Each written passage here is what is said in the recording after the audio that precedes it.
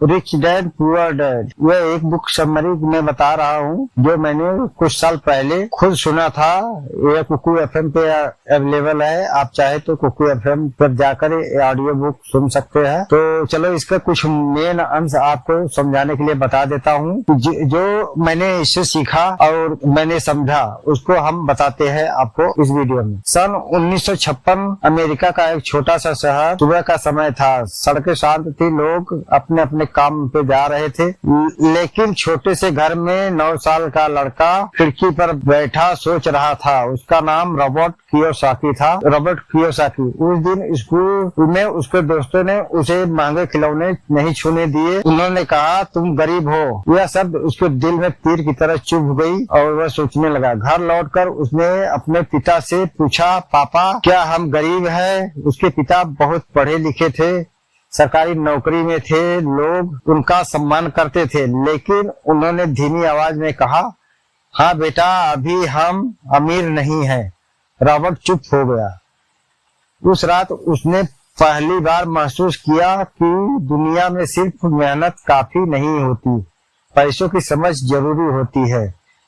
और यहीं से शुरू हुई उसकी जिंदगी की सबसे बड़ी यात्रा, पहला मोड़।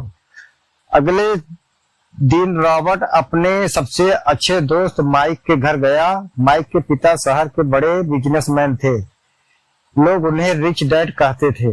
उनके पास दुकानें थी, जमीनें थी, बिजनेस था, पैसा था, लेकिन उन्होंने ज्यादा पढ़ाई नहीं की थी। रॉबर्ट हैरान था, मेरे पापा इतने पढ़े लिखे हैं, फिर भी पैसों की कमी के लिए, पैसे कमाने के लिए संघर्ष करते रहते हैं। और माइक के पापा कम पढ़े लिखे होकर भी अमीर कैसे हैं? यही सवाल उसकी जिंदगी को बदलने वाला था। नकली पैसे की गलती।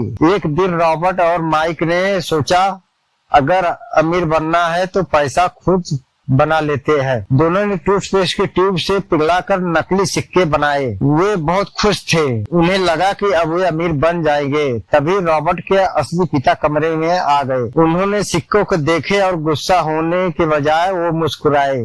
उन्होंने कहा, तुम दोनों की सोच है, लेकिन सही रास्ता सीखना पड़ेगा। फिर उन्होंने कहा, अगर सच में अमीर बनना है तो रिच डैड के पास जाओ।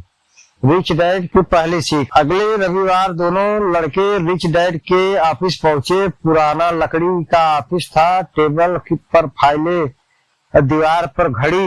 रिच डैड ने दोनों को देखा और पूछा, तुम अमीर क्यों बनना चाहते हो? रॉबर्ट बोला, क्योंकि लोग गरीबों की इज्जत नहीं करते।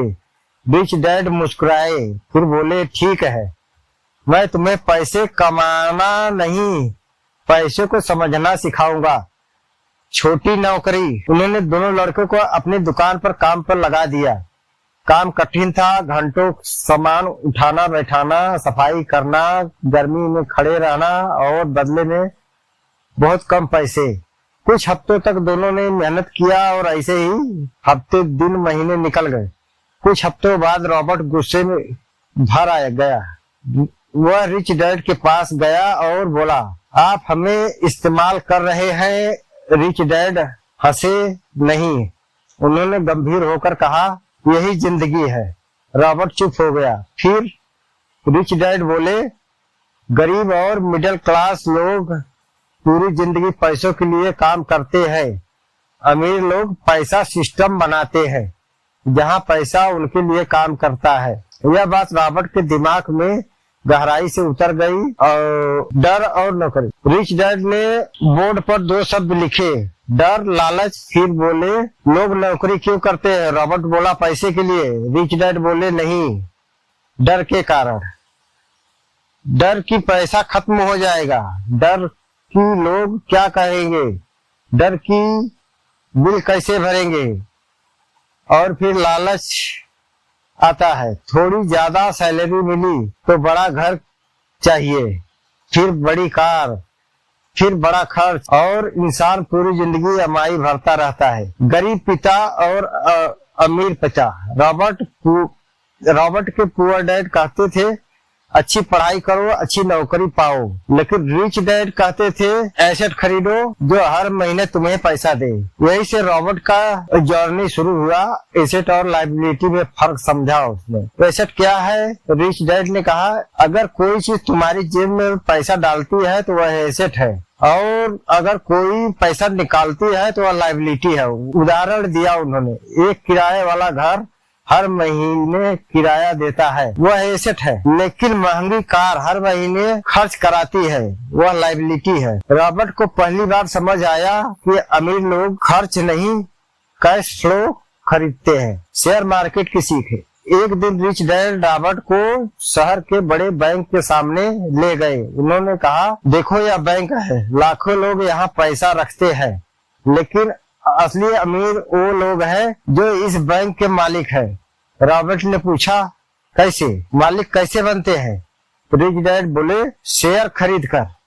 फिर उन्होंने समझाया जब तुम किसी भी कंपनी का शेयर खरीदते हो तो तुम उस कंपनी का छोटा सा हिस्सा खरीदते हो, तो उस कंपनी अगर कंपनी बढ़ती है तो तुम्हारी वेल्थ भी बढ़ती है। Long term investing. Rich dad ने कहा जल्दी अमीर बनने की कोशिश मत करो, धीरे धीरे अच्छे एसेट जमा करो। उन्होंने रॉबर्ट को सिखाया कि अच्छी कंपनियों को पहचानना, धैर्य करना, पैनिक में सेल न करना। उन्होंने कहा स्टॉक मार्केट अमीर बनने की मशीन है, लेकिन सिर्फ धैर्य रखने वालों के लिए। Market crash. कुछ साल बाद मार्केट गिर गया, लोग डर गए, हर तरफ पैनिक था, लोग शेयर बेच रहे थे, लेकिन रिच डैड शांत थे। रॉबर्ट ने पूछा आप डर नहीं रहे हो? रिच डैड बोले जब लोग डरते हैं तब अवसर पैदा होता है।